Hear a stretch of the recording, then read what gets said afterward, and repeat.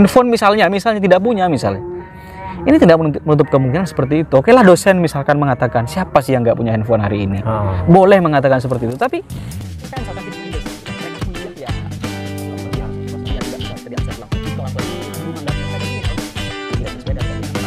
masa pandemi COVID-19 saya berpikir bagaimana mereka yang hidup di desa, di pedalaman, di pelosok gitu kan, jauh dari ingar-bingar, utamanya ingar-bingar sinyal misalnya, itu mungkin sangat menyusahkan. Kalau kita lihat kan daerah sini begitu kan, di bawah ini kan daerah-daerah yang sangat jauh dari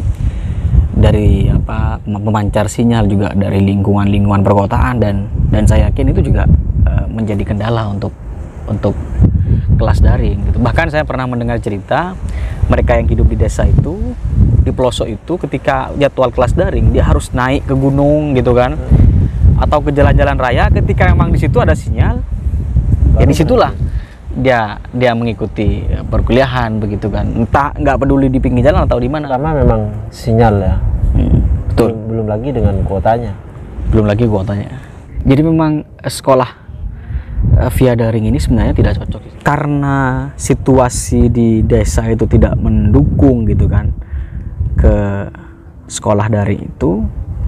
Maka sekali lagi yang harus dilakukan adalah bagaimana agar pandemi COVID-19 itu segera selesai. Kalau mereka yang tinggal di kota nggak ada persoalan sih sebenarnya, karena sinyal gampang, sinyal mudah gitu kan, akses yang lain mudah begitu kan. Anggaplah COVID ini tidak selesai-selesai kan, faktanya kan memang begitu. Menjaga jalannya tatap muka dari awal, misalkan mahasiswa masuk kampus, satpam di depan pintu gerbang menjaga, di kelas ada satpam lagi begitu kan.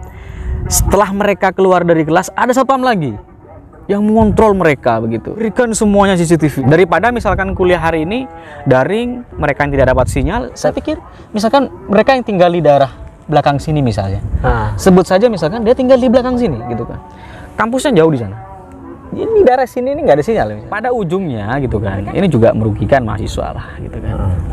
Yang paling dirugikan kan mahasiswa baru. Oke lah, mereka yang sempat mengenyam pendidikan tatap muka semester 1, semester 2, semester 3. Loh, bagi semester mereka yang masih semester baru, ada yang sempat bilang begini, saya bayar biaya kuliah lah, tapi tidak merasakan fasilitasnya. Oh iya, betul. Jadi nggak pernah merasakan fasilitas. Yang dirasakan adalah fasilitas dia sendiri, handphone dia sendiri, begitu kan. Awal-awal belum ada pakai data dia sendiri, begitu kan. Nah, tempat dia sendiri. Ini kan yang kemudian menyebabkan, sekali lagi yang paling dirugikan itu adalah mahasiswa baru gitu kan, yang belum pernah menginjak kampus. Ya bayangkan saja misalkan dia nggak tahu kampus gitu. Kalau yang semester 5 enak justru ya. Sudah melewati. Selain sudah melewati, dia juga sudah malas kuliah gitu loh. Jadi pas banget. Jadi kalau sudah semester 5 ada pandemi COVID-19, atau dia sedang skripsi ada pandemi COVID-19, bimbingan online, bahkan ujian skripsi online, jadi semakin ada kan? Enak ya. Nah, semakin enak. Tapi kalau mahasiswa baru yang mendapatkan tantangan, ospek dan lain-lain, itu menyebabkan gitu, peralihan dari sekolah menjadi mahasiswa kan, akan mengalami kerugian besar, utama kerugian pengalaman, kerugian pendidikan mental gitu kan, juga kerugian apa istilahnya ya, relasi begitu kan. Karena mahasiswa baru ini kan seharusnya menjalin relasi seluas-luasnya waktu di ospek, waktu di kelompok dia dikelompokkan, kemudian pada saat berdarah-darah memperjuangkan diri lolos ospek begitu kan.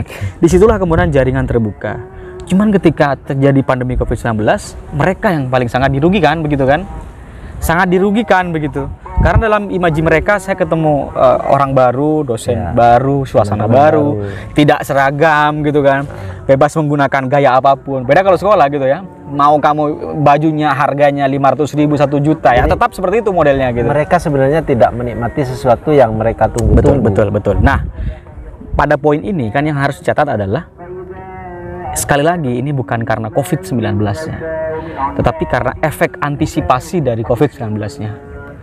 Begitu. Makanya ketika memang persoalannya adalah bagaimana pelajaran tatap muka ini kemudian bisa digelar, pintu utama adalah ya pandemi COVID ini harus ditekan oleh mereka melalui kesadaran sehingga tidak ada yang terpapar, tidak ada klaster mahasiswa, dan akhirnya mereka bisa masuk. Begitu. Ada kemungkinan punya kesadaran mahasiswa kita. Ya, kesadaran itu kan fluktuatif, turun naik, kesadaran seperti itu. Jadi apakah kesadaran itu terjamin muncul seterusnya? Karena COVID ini kan dihadapi setiap waktu gitu kan. Oke lah, jam 7 kita pakai masker, jam 8, jam 9, dan akhirnya gitu kan, kesadaran permanen untuk menghadapi COVID ini juga tidak bisa dipastikan. Jadi akhirnya kita kembali kepada kuliah daring, dan mereka yang tinggal di belakang sana itu mungkin sinyalnya akan terbentur dari batu-batu ini, sehingga tidak bisa kemudian menembus mata kuliah yang ditransfer melalui WhatsApp. Jadi anggap ini handphone, ini dokumen gitu kan. Dari sinilah kemudian sampai sini ada gunung gitu kan, terbenturlah di sini gitu kan. Nah, ketika mahasiswa sudah standby di sini mau jadwal kuliah, si dosen ngabsen, mana telat. Ini si A udah ada gitu, telat gitu kan. Padahal tidak ada sinyal. Mau pergi kemana dia nggak punya sepeda. Oke lah, mahasiswa nakal itu alasan mungkin. Tapi kalau mahasiswa di belakang bukit ini misalnya kan, ini kan persoalan sebenarnya. Di belakang bukit ini, bukan hanya di belakang ini. Kalau cuma di belakang oke, di sana begitu kan, tidak ada sinyal, tidak ada apa. Jadi yang paling menjadi korban di sini, ya makanya dalam saya mengenal bahwa dalam kajian misalnya, kalau mau dikaji, yang paling rugi dalam pandemi COVID-19 ini adalah orang-orang tidak mampu gitu. Handphone misalnya tidak punya misalnya. Ini tidak menutup kemungkinan seperti itu. Oke lah, dosen misalkan mengatakan, siapa sih yang nggak punya handphone hari ini? Boleh mengatakan seperti itu, tapi bukan lantas itu tidak ada loh gitu loh. Tetapi sekali lagi, makanya ini tidak menyalahkan proses belajar mengajar di kampus, tapi lebih kepada kajian efek dari COVID-19, bahwa yang paling menjadi korban dalam pandemi COVID-19 itu adalah orang-orang yang tidak mampu.